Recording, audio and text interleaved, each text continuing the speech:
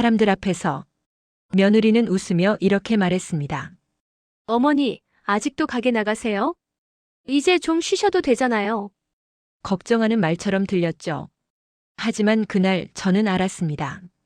이 말이 배려가 아니라 계산이라는 걸. 그래서 저는 울지 않았습니다. 따지지도 않았습니다. 그냥 전화 한 통을 걸었습니다. 그리고 그날 밤 제 이름으로 굴러가던 모든 게 멈췄습니다. 60세 김영자 씨는 30년째 같은 자리에서 사진관 문을 엽니다. 필름 카메라도 디지털 카메라도 다루는 오래된 가게. 동네에서 이런 곳은 이제 거의 남아있지 않습니다. 어느 날 오후 거래 은행 앞에서였습니다. 며느리 서윤정과 마주쳤습니다. 윤정은 동네 지인 2명과 함께 서 있었습니다. 영자 씨를 본 윤정은 환하게 웃으며 말했습니다. 어머니, 아직도 가게 나오세요? 이제 좀 쉬셔도 되잖아요. 사람들 앞이었습니다. 말은 걱정처럼 들렸습니다. 영자 씨도 웃으며 고개를 끄덕였습니다. 그래, 괜찮아. 하지만 그 웃음 뒤에 영자 씨는 묘한 불편함을 느꼈습니다. 말투가 이상했습니다. 마치 자신이 가게를 그만둬야 한다는 걸 당연하게 여기는 듯한. 영자 씨는 그 자리에서 아무 말도 하지 않았습니다. 다만 가슴 한편이 조금 무거워졌을 뿐입니다. 며느리 윤정은 늘 이렇게 말했습니다. 어머니, 서류는 제가 도와드릴게요. 요즘 재개발 얘기도 있고 나중에 복잡해지면 곤란하잖아요. 사진관은 영자 씨 명의였습니다. 윤정은 세무 신고를 대신해주고 카드 단말기 관리를 도와주고 임대차 서류 정리도 맡아서 했습니다. 영자 씨는 그걸 며느리의 배려라고 믿었습니다. 내가 나이 들어서 그런가 보다. 그렇게 넘겼습니다. 하지만 언제부턴가 며느리는 같은 말을 자주 반복했습니다. 어머니, 이제 너무 무리세요. 사진관 일 몸 상해요. 가게 정리하면 마음 편하실 텐데. 말은 전부 어머니 걱정이었습니다. 하지만 이상하게도 가게 이야기만 나오면 윤정은 적극적이었습니다. 마치 무언가를 서두르는 것처럼. 그때부터였습니다.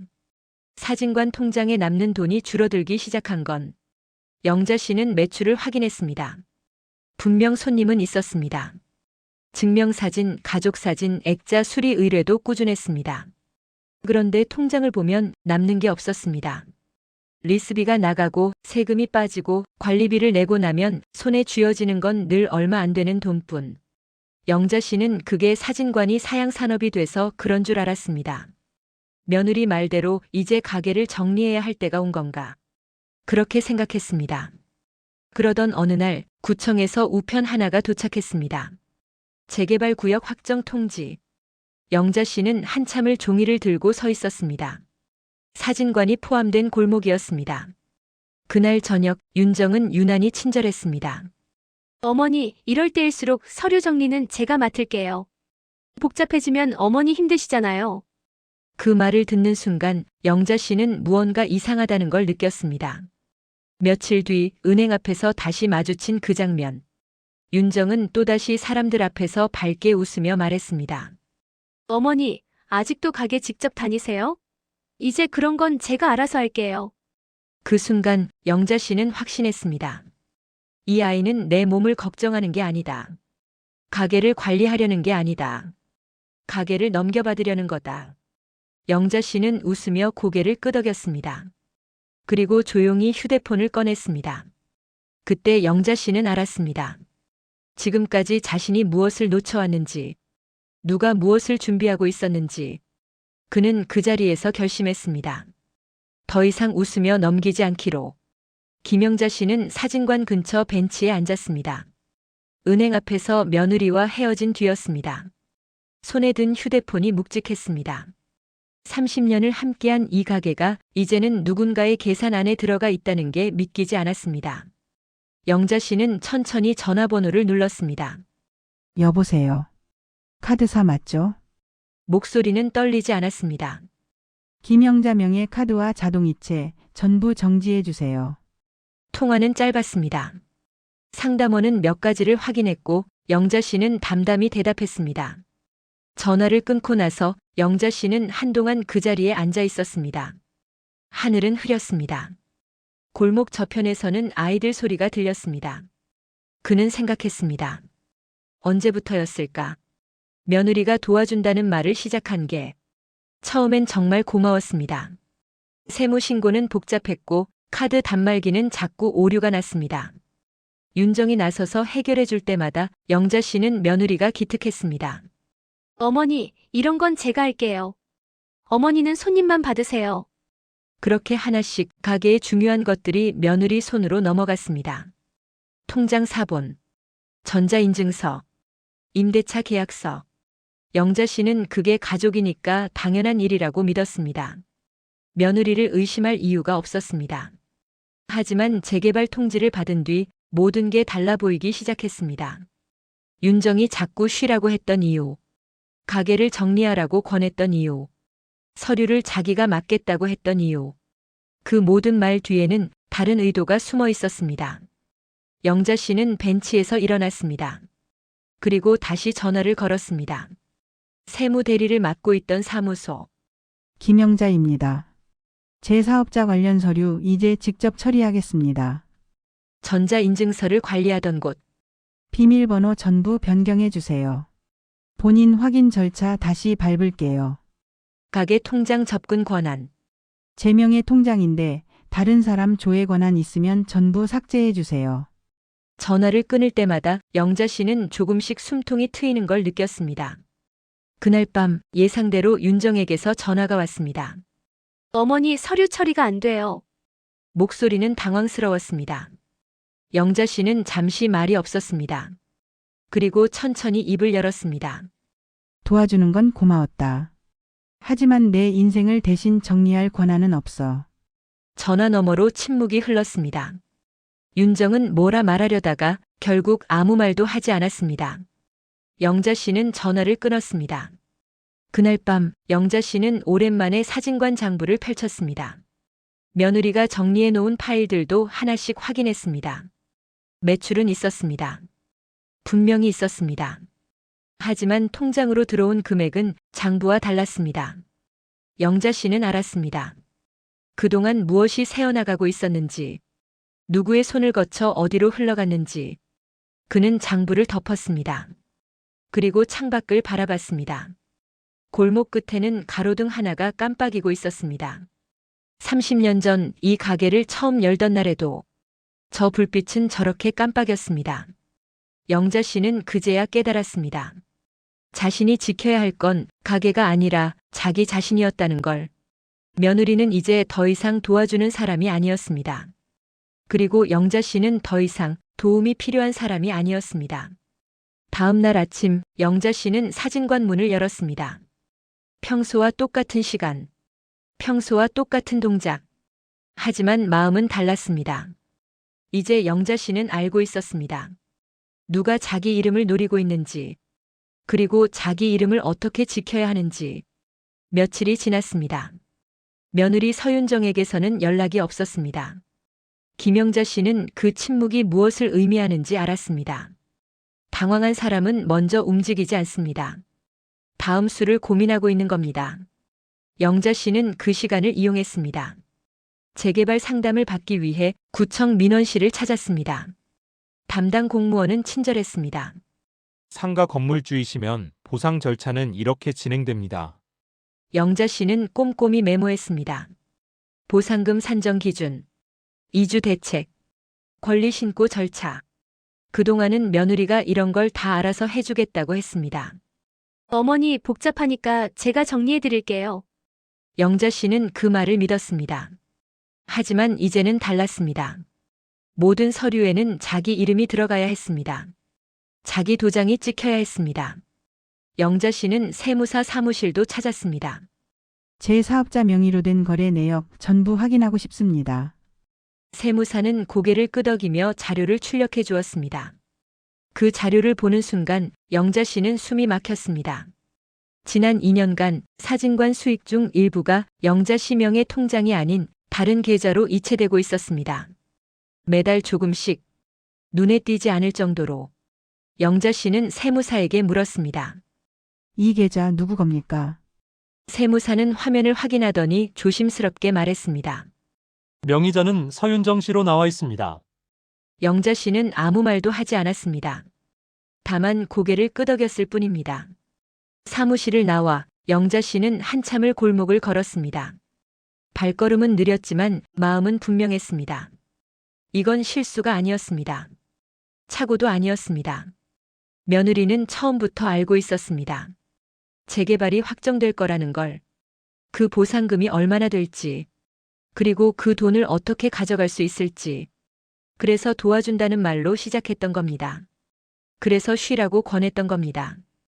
영자 씨가 가게를 포기하고 서류를 며느리에게 맡기고 결정권을 넘기기를 기다렸던 겁니다. 영자 씨는 사진관으로 돌아왔습니다. 가게 안은 조용했습니다. 오후 햇살이 유리창을 통해 들어왔습니다. 그는 오래된 서랍을 열었습니다. 그 안에는 30년 전 이 가게를 처음 열던 날의 사진이 있었습니다.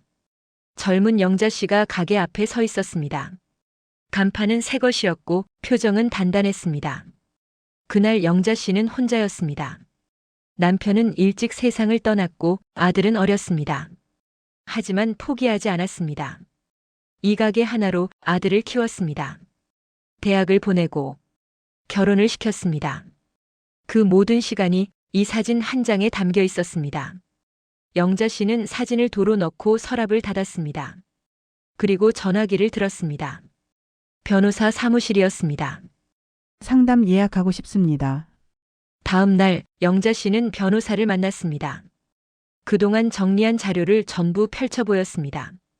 재개발 통지서, 세무자료, 통장 이체 내역. 변호사는 자료를 꼼꼼히 살펴보더니 말했습니다. 건물주는 어머니시고 명의도 어머니 것입니다. 보상금 역시 당연히 어머니 몫입니다. 영자 씨는 고개를 끄덕였습니다. 며느리가 제 동의 없이 가져간 돈은 어떻게 되나요?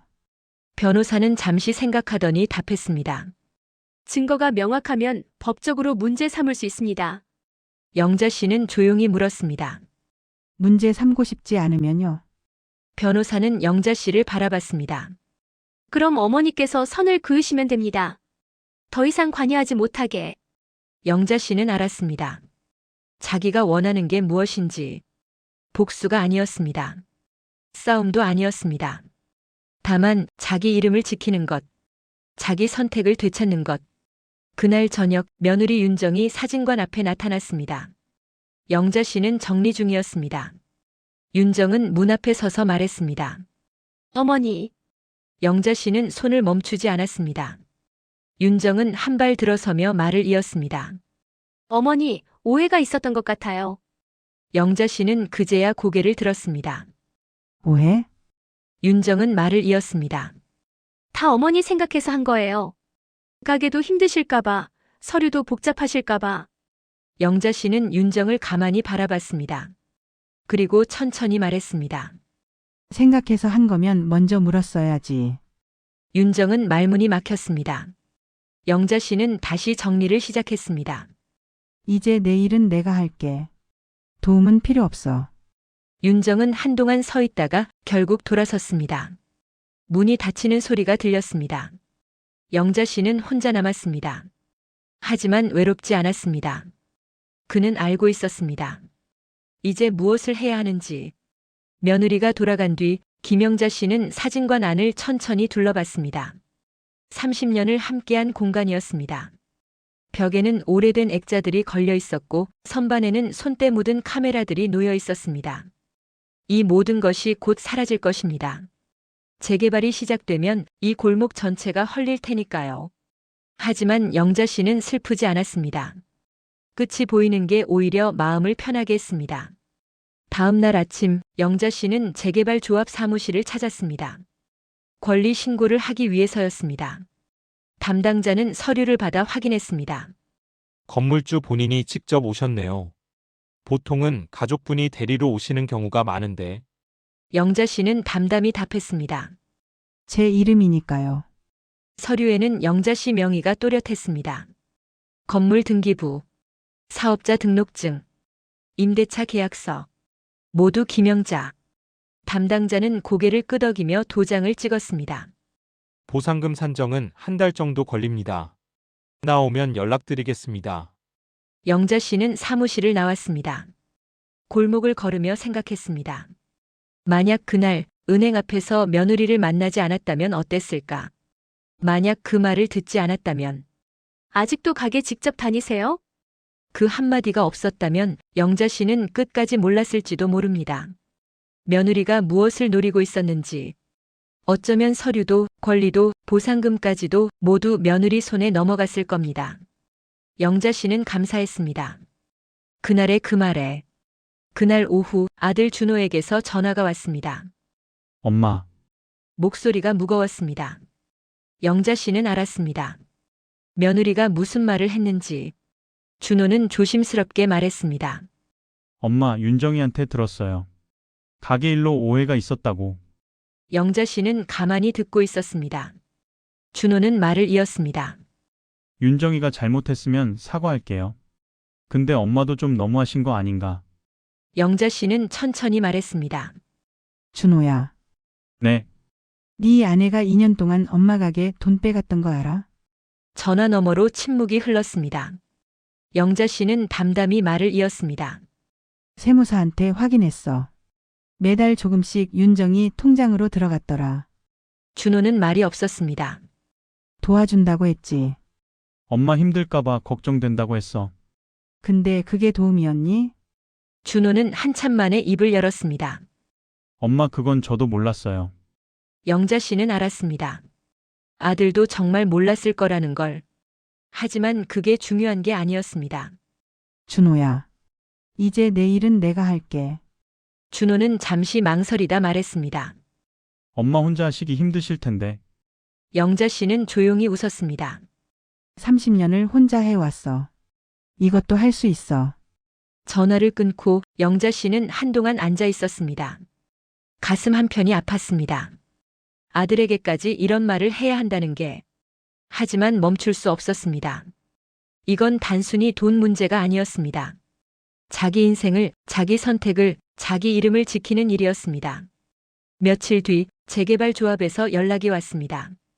보상금 산정이 나왔다는 겁니다. 영자 씨는 조합 사무실로 갔습니다. 담당자는 서류를 건네며 설명했습니다. 건물 보상금, 영업 손실 보상금, 이주비, 합계 금액을 보는 순간 영자 씨는 숨을 깊이 들이쉬었습니다. 30년 동안 벌어온 돈보다 많은 금액이었습니다. 담당자가 물었습니다. 보상금 받으실 계좌 알려주시겠어요? 영자 씨는 명확히 말했습니다. 김영자 명의 통장으로 부탁드립니다. 네, 본인 명의로만 입금됩니다. 영자 씨는 고개를 끄덕였습니다. 사무실을 나오는 길, 영자 씨는 하늘을 올려다봤습니다. 구름이 천천히 흘러가고 있었습니다. 그는 생각했습니다. 만약 그날 전화 한 통을 걸지 않았다면 이 모든 게 달랐을 거라고. 카드를 정지하지 않았다면, 권한을 회수하지 않았다면, 서류를 직접 챙기지 않았다면, 이 보상금은 영자 씨 손에 오지 않았을 겁니다. 그날 밤 며느리 윤정이 다시 전화를 걸어왔습니다. 영자 씨는 받지 않았습니다. 다시 울렸습니다. 또 울렸습니다. 영자 씨는 결국 전화를 받았습니다. 윤정의 목소리는 달랐습니다. 어머니, 보상금 나왔다면서요. 영자 씨는 아무 말도 하지 않았습니다. 윤정은 말을 이었습니다. 어머니 혼자 쓰시긴 많은 돈이잖아요. 나중에 관리도 필요하고. 영자 씨는 조용히 말했습니다. 내 돈이야. 네, 내 이름으로 들어온 내 돈. 관리도 내가 해. 윤정은 잠시 말이 없다가 목소리를 바꿔 말했습니다. 어머니, 그러시면 안 돼요. 영자 씨는 담담히 답했습니다. 왜? 가족인데. 가족이면 먼저 물어봤어야지. 전화가 끊겼습니다. 영자 씨는 휴대폰을 내려놓았습니다. 창밖은 어두웠습니다. 하지만 영자 씨 마음은 밝았습니다. 이제 알았으니까요. 자기가 무엇을 지켰는지. 보상금이 통장에 들어온 날, 김영자 씨는 사진관에 앉아 통장을 바라봤습니다. 숫자가 또렷했습니다. 30년 동안 한 번도 본 적 없는 금액.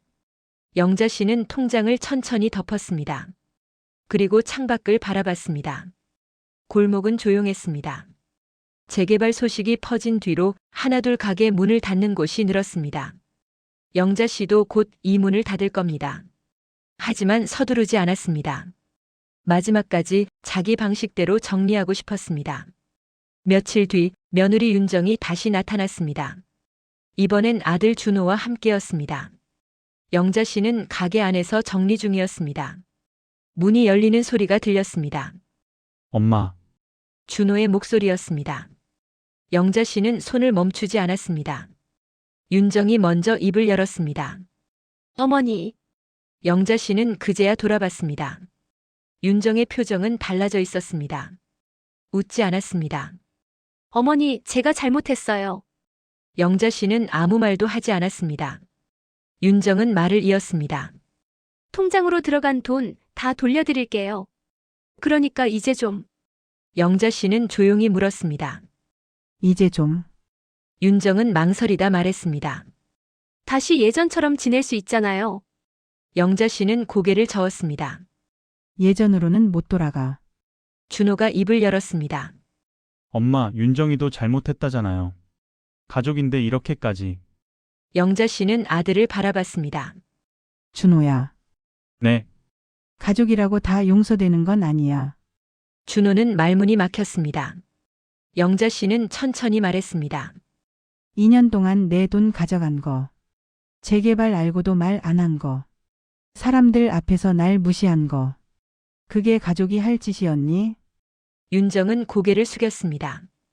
영자 씨는 말을 이었습니다. 돈 돌려주면 되는 게 아니야. 네가 날 어떻게 봤는지. 그게 문제지. 가게 안이 조용해졌습니다. 준호는 한참 만에 입을 열었습니다. 그럼 엄마는 어떻게 하실 건데요? 영자 씨는 대답했습니다. 내 이름으로 남은 인생 살 거야. 누구한테도 맡기지 않고. 준호는 더 이상 말하지 않았습니다. 윤정도 마찬가지였습니다. 두 사람은 곧 돌아갔습니다. 영자 씨는 다시 혼자 남았습니다. 창밖으로 해가 지고 있었습니다. 골목의 그림자가 길게 늘어졌습니다. 영자 씨는 오래된 사진 한 장을 꺼냈습니다. 30년 전 이 가게를 처음 열던 날의 사진. 젊은 자신이 문 앞에 서 있었습니다. 눈빛은 불안했지만 표정은 단단했습니다. 그때도 혼자였습니다. 그리고 지금도 혼자입니다. 하지만 달랐습니다. 그때의 혼자는 어쩔 수 없는 외로움이었습니다. 지금의 혼자는 스스로 선택한 자유였습니다. 영자 씨는 사진을 도로 넣었습니다. 그리고 가게 문을 닫았습니다. 며칠 뒤 영자 씨는 이사를 시작했습니다. 재개발 조합에서 제공한 임시 거주지였습니다. 짐은 많지 않았습니다. 30년을 살았지만 남은 건 생각보다 적었습니다. 오래된 카메라 몇 대, 손님들이 맡긴 사진 몇 장, 그리고 통장 하나. 그게 전부였습니다. 이사를 마친 날 밤 영자 씨는 새 집 창가에 앉았습니다. 통장을 꺼내 다시 한번 확인했습니다. 보상금은 그대로 있었습니다. 김영자 명의로. 영자 씨는 생각했습니다. 이 돈으로 무엇을 할까? 새 가게를 열 수도 있었습니다. 아니면 그냥 조용히 지낼 수도 있었습니다. 무엇을 하든 이제는 자기 선택이었습니다. 누구도 대신 정해주지 않습니다. 누구도 관여할 수 없습니다. 영자 씨는 통장을 덮었습니다. 그리고 창밖을 바라봤습니다. 밤하늘에는 별이 떠 있었습니다. 영자 씨는 웃었습니다. 오랜만에 마음 편한 웃음이었습니다. 그는 생각했습니다. 그날 은행 앞에서 들었던 그 말. 아직도 가게 직접 다니세요? 그 말이 없었다면 영자 씨는 끝까지 몰랐을 겁니다.